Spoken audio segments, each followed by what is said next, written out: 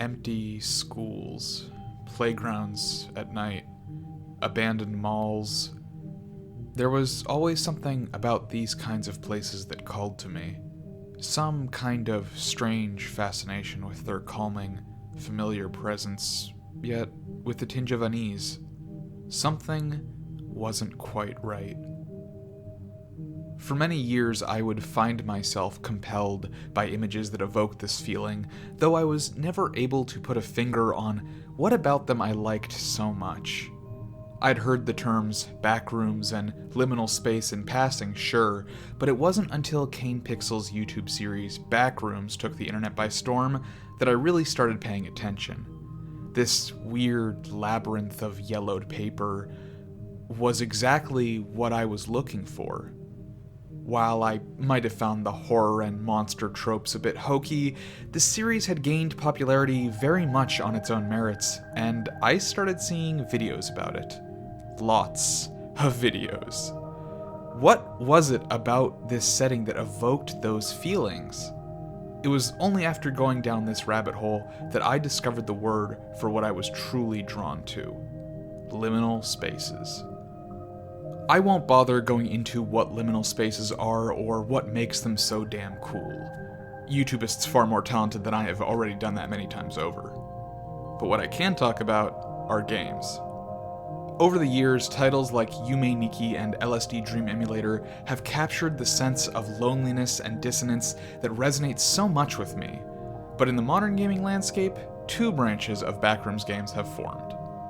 Much like the divide between liminal spaces and the Backrooms community themselves, you have games focused on the inherent dread of these spaces, and games that use the setting as more of a backdrop for more traditional horror.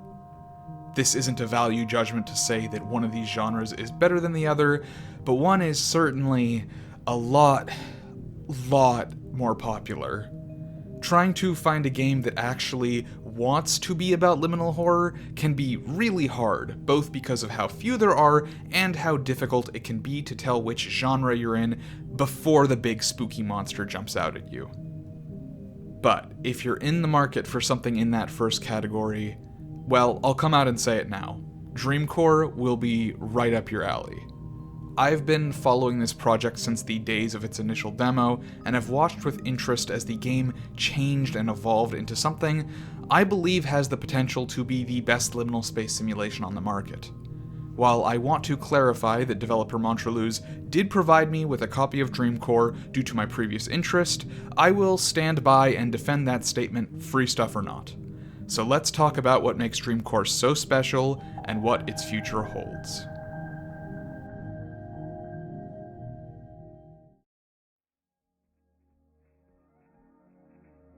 Dreamcore is a walking simulator focused on exploring various liminal spaces, such as the Dream Pools and Eternal Suburbia, with more on the way.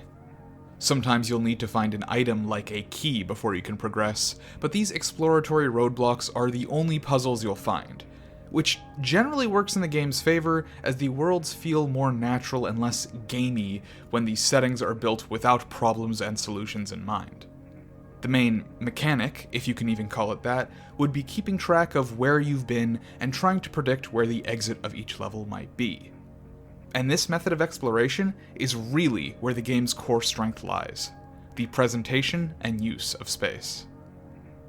For a game that focuses so heavily on walking from room to room, two things immediately become vital.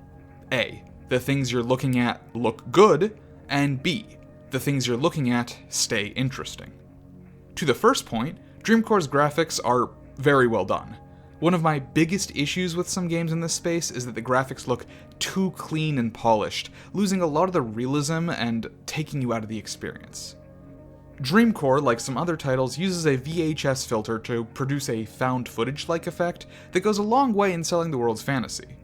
While I don't think the effect is perfect and can occasionally be hard on the eyes, it still does a very good job at masking graphical imperfections and some of the less realistic textures in the game.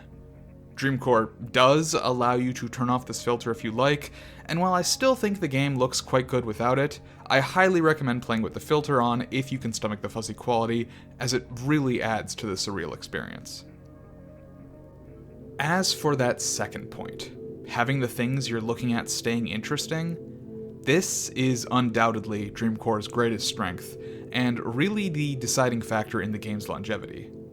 Almost every game, whether intentionally or not, is going to include some kind of interactive aspect for the sake of keeping the player engaged. And don't get me wrong, in most cases this is vitally important. Without some kind of concrete goal or puzzle to solve, you risk leaving a player without a reason to play your game.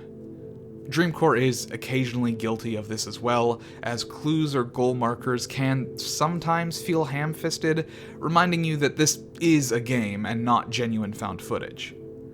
It is a necessary evil to some degree, but I'm happy to say that these cases are few and far between, and the developer's talent for designing liminal spaces really shines through. Between the sheer size of these maps and the seemingly pointless architecture within them, Dreamcore achieves something really special. It makes its world feel like it truly has no purpose. Huge sections of game map that loop in on each other without providing game progress nail the labyrinthine feel of a true Backrooms experience, while each room still feels unique enough to keep the frustration of being completely lost at bay. Many times you'll pass through an area and go, wait, I know this place, I've been here already. But Dreamcore almost never makes this feel like a punishment. You are rewarded for paying attention, learning how the space connects to itself, and slowly building a mental map. On the contrary, I would often find myself excited to see a room I'd been to before, as it provided a sense of satisfaction of confirming my internal compass and letting me build out the world structure in my head. I can't think of another game that has come this close to making me feel like I was actually in the Backrooms. Additionally, the game uses some subtle tricks in its map design to funnel the player towards points of interest, such as with big nexus rooms that the player will often loop back into, which gives even those without a solid sense of direction something to latch onto. Where many other games will try to incorporate smaller scale puzzles or linear paths to provide the player a sense of progression, and thus feel more like a scripted vignette, Dreamcore truly makes its world the puzzle. I would confidently say that despite Dreamcore's occasional pitfalls, the experience it offers is so unique, even among proper liminal space games, that it is worth playing.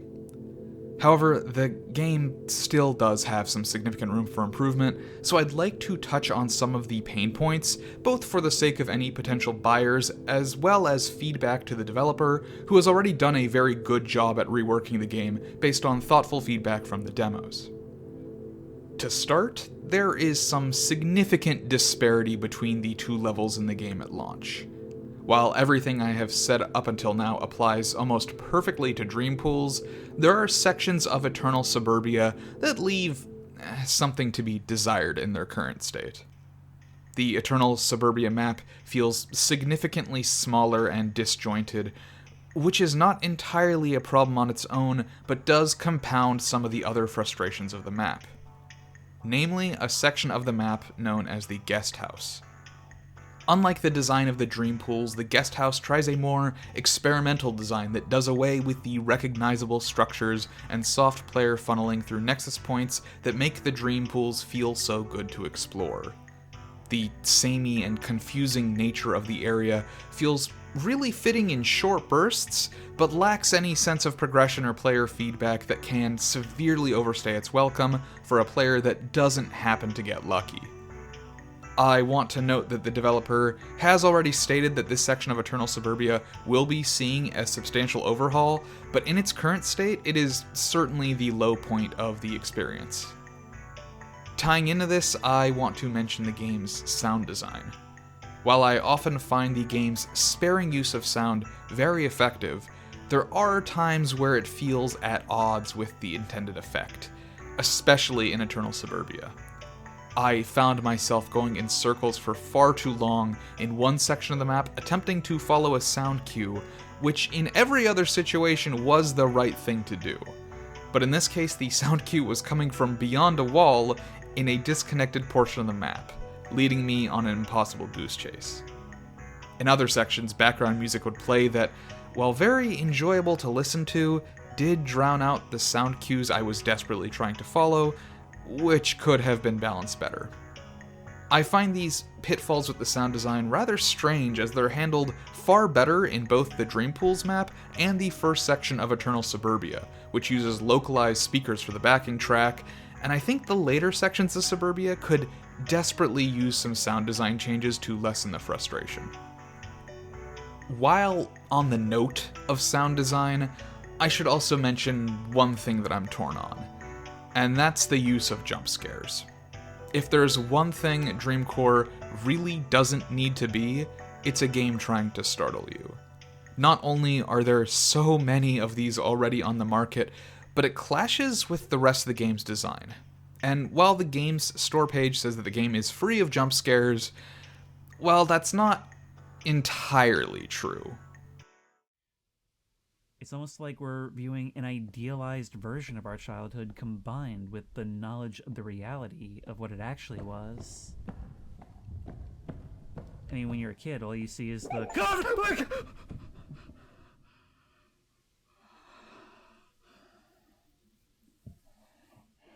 So the store page lied. The store page lied hard. I may actually be having a cardiac event right now. The game does, albeit rarely, use sudden physical movements to startle you.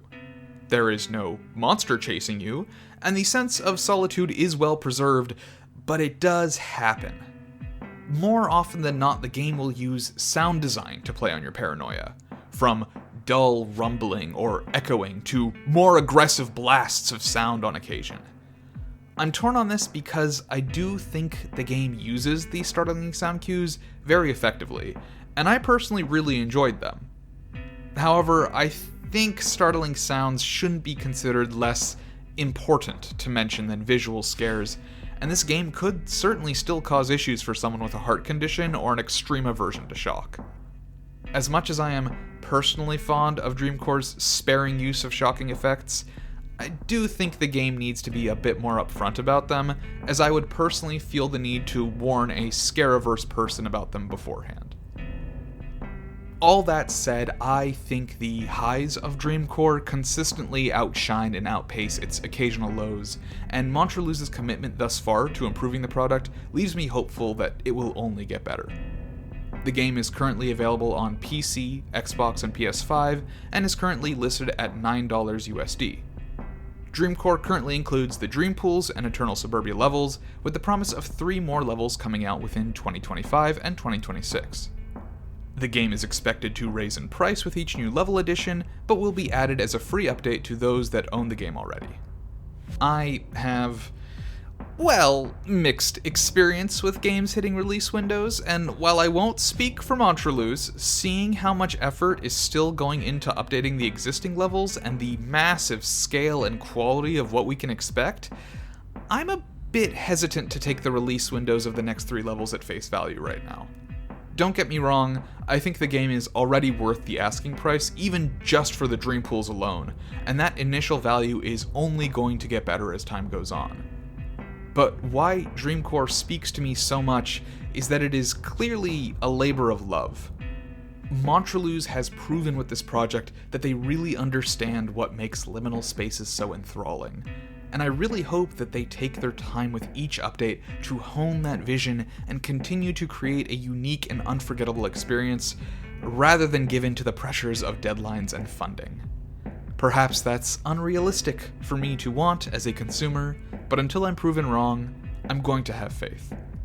Because Dreamcore really does feel like a genuine exploration of the Backrooms. No bells, whistles, or frills, just an authentic and immersive examination of liminal spaces that I highly recommend to any fan of the aesthetic.